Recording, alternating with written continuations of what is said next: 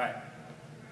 Hi, I'm Mr. Kravitz. I'm here to do a demonstration on some self-defense techniques that we use in class. The first technique we're going to learn about today is how to get out of a wrist grab if an attacker were to grab your wrist, which is the most common type of attack on both men and women. Okay, Chandler's here to take the brunt end of things and help me out here. So first thing we want to do is we're going to show you guys basically how the attack would take place. So first off, one hand out.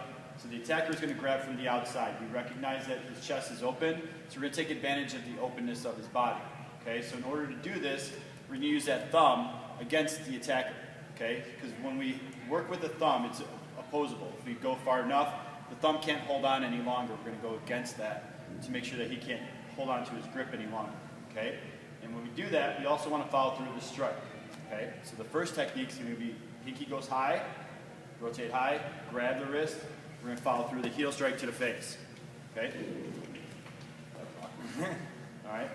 So the next time, also, when we do the same thing, once again, I'm going high, nice and slow, grab. I trap here. I go into a knee to the groin, heel strike the face. We go to a throw if we need to. But we don't want to go inside on the attacker, especially if the attacker is bigger than you. Okay? So if this is a female that's with a large man, they're not going to try to throw the guy. They want to hit him in the face, get away as quickly as possible. The goal is to get away from the attacker. Okay? So in real speed, the attack, the strike. Okay? All right. So now let's say I'm walking down the street, okay, and the attacker grabs me from the outside. So what the outside means is that my body is on the outside of his body. Okay? Same thing applies. We're using that thumb against the attacker. Okay? So the simple one, easiest one first, we're going to go pinky high. Always take your pinky, wrap it around, go high. We're going to do a grab on the attacker. This time we're going to go to an arm bar. Okay?